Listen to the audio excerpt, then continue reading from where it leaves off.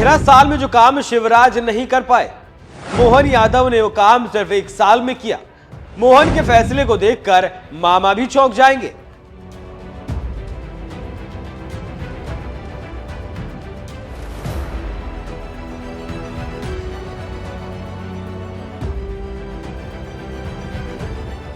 दो 2023 के मध्य प्रदेश चुनाव में बीजेपी ने शानदार और जबरदस्त जीत हासिल की, लेकिन शिवराज सिंह चौहान को मुख्यमंत्री नहीं बनाया गया। 13 साल से ज्यादा मध्य प्रदेश के सीएम रहने के बावजूद शिवराज पर 2023 में भरोसा नहीं जताया गया और बीजेपी ने मोहन यादव के हाथ में मध्य प्रदेश की कमान सौंप दी। उस वक्त खूब राजनीति हुई, लेकिन मोहन यादव बेवजह की राजनीति करने के बजाय प्रदेश के लिए काम करने में लगे रहे। यही वजह है कि 1 साल के भीतर ही सीएम मोहन यादव ने ऐसे ऐसे फैसले कर लिए जिसकी हर तरफ तारीफ हो रही है। इसी कड़ी में अब मोहन यादव सरकार ने कुछ ऐसा काम किया कि जानकर पूर्व सीएम शिवराज सिंह चौहान भी दंग रह जाएंगे, क्योंकि जो काम शिवराज चौहान अपने 13 साल के कार्यकाल में नहीं कर पाए, वो काम मोहन यादव ने सिर्फ एक झटके में कर दिखाया, वो भी सिर्फ 1 साल के भीतर।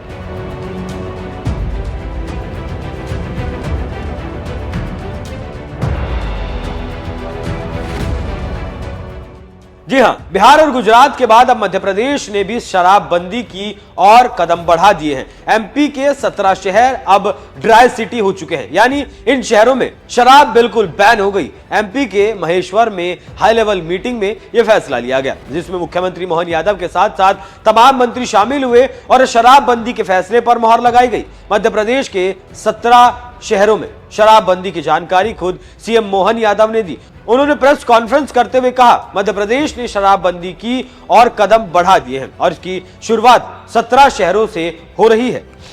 शराबबंदी की तरफ राज्य बढ़े, उस सिलसिले में हमने नीतिगत निर्णय लिया कि पहले चरण में जो 17 हमारे अलग अलग प्रकार के नगर हैं, उन नगर से नगर पालिका, नगर परिषद, नगर पंचायत, इनके अंदर शराब की दुकानें बंद कराएंगे और इन दुकानों को दूसरी जगह शिफ्ट भी नहीं करेंगे। ये हमेशा के लिए बंद कराने का इसमें निर्णय किया है। इसमें 17 धार्मिक नगरों में से 1 नगर निगम है, 6 नगर पालिका है, 6 नगर परिषद है, 6 ग्राम पंचायत है। और ये जैसे उज्जैन नगर निगम संपूर्णतः शराब की दुकानों से बंदी रहेगी। दतिया नगर पालिका, यहाँ भी ये पूरी शराबबंदी रहेगी। पन्ना, ये भी नगर पालिका है, नगर पालिका क्षेत्र में शराब की दुकानें बंद रहेगी। मंडला नगर पालिका, मुल्ताई नगर पालिका, मंदसौर पशुपतिनाथ की नगरी, ये भी इसी प्रकार से इनके साथ बंद रहेगी। मैहर की माताजी का नगर पालिका क्षेत्र ये शराब की दुकान से प्रतिबंधित रहेगा। ओंकारेश्वर की नगर परिषद, महेश्वर की नगर परिषद, मंडलेश्वर की नगर परिषद, ओरछा और चित्रकूट की नगर परिषद और अमरकंटक, खास करके चित्रकूट और अमरकंटक हम सब ध्यान दें इस मामले में। ये हमारी धार्मिक आस्था के वैसे सभी केंद्र हैं, कि सभी नगर परिषदों में हमने शराब की इसी नीति के आधार पर दुकानें बंद करने का निर्णय किया है। हमारी नगर परिषद के बाद ग्राम पंचायत सलकनपुर, जहाँ सलकनपुर माता का मंदिर है, इस पंचायत से भी शराब की दुकानें बंद कराएंगे।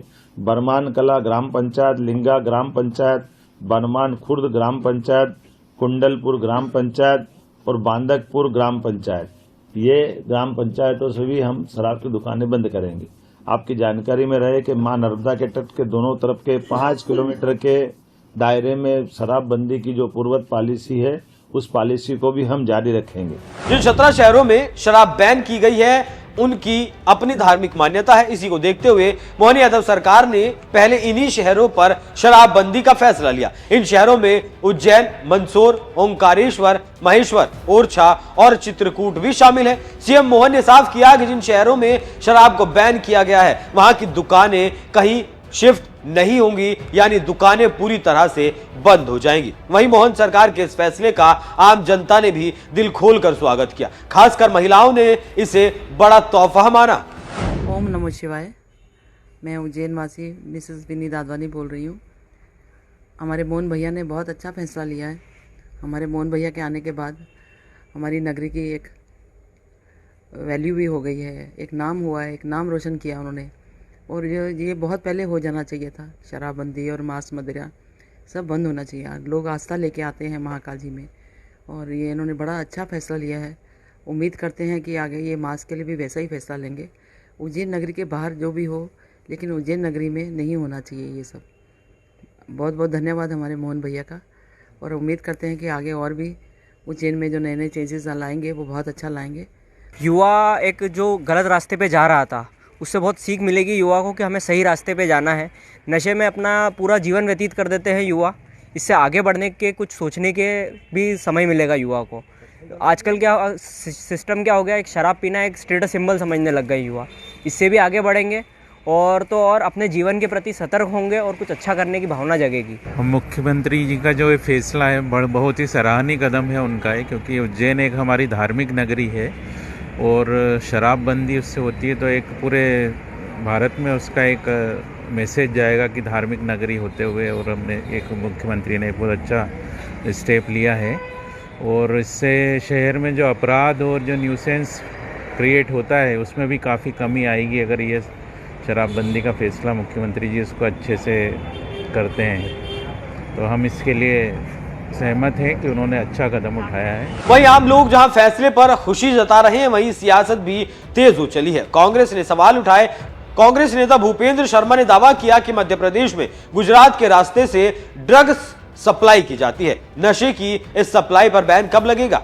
नगरियों की शुचिता और पवित्रता को बनाए रखना है तो सभी नशों पर रोक लगना चाहिए। सूखे नशे से मध्य प्रदेश आक्रांत है। गुजरात के रास्ते से पूरे मध्य प्रदेश में जो है सूखा नशा आ रहा है, अफीम आ रही, चरस आ रहा, गांजा आ रहा उड़ीसा से, और ये सारे नशे जो है मध्य प्रदेश में तो फैक्ट्री पकड़ी गई जहाँ 3-3 हजार करोड़ के नशे बन रहे हैं। तो इस पर रोक क्यों नहीं? इन पर भी रोक लगना चाहिए, जो अगर पूरी शुचिता की तैयारी सरकार करना चाहती है। दूसरी चीज, आपने किसी नगर पर प्रतिबंध तो लगा दिया, जिले पर तो प्रतिबंध लगाया नहीं है। तो ये जो अवैध तस्करी होगी जो है शराब की, उसके रोक के लिए क्या रोड मैप है सरकार के पास? सरकार को ये बताना चाहिए। तो ये केवल 17 जगह ही क्यों, ये पूरे प्रदेश में लागू होना चाहिए था। और जहां तक नशा मुक्त मध्य प्रदेश को करने की बात है तो उस पर सबसे पहले जो ड्रग का मामला सामने आया है उसको देखना चाहिए। जो सूखा नशा आज युवा कर रहे हैं, जिससे युवाओं का भविष्य बर्बाद हो रहा है। आज मध्य प्रदेश में सबसे ज्यादा अपराध यदि बढ़ रहे हैं तो इसी वजह से बढ़ रहे हैं कि मध्य प्रदेश के अंदर नशाबंदी नाम की कोई चीज नहीं है।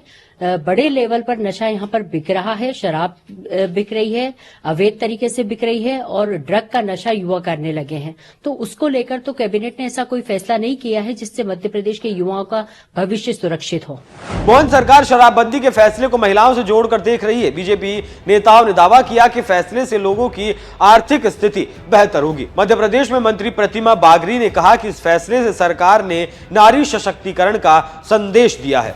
मैं इसकी बहुत बहुत सराहना करती हूँ, और इससे जो एक नारी सशक्तिकरण का हमने संदेश दिया है, महिलाएं निश्चित तौर पर इससे बहुत उत्साहित होंगी, क्योंकि कहीं न कहीं यदि उनके घर के व्यक्ति कोई इसका सेवन करते हैं तो उससे न केवल आर्थिक स्थिति पर बल्कि अन्य चीजों पर भी, उनके परिवार पर इसका पूरा का पूरा देखा जा सकता है कि असर पड़ता है। तो ये एक बहुत बड़ा उपलब्धि है उनके लिए। और साथ में ऐसी नगरियां जहां पर धार्मिक स्थल है तो वहां पर इसकी बंदी एक बहुत बड़ा संदेश भी है कि धर्म नगरी पर इस तरह के सेवन करके कोई भी व्यक्ति घूमेगा नहीं। तो मैं बहुत बहुत धन्यवाद देती हूं मुख्यमंत्री जी का इस सराहनीय कदम के लिए और महिलाओं के बारे में सोचने के लिए।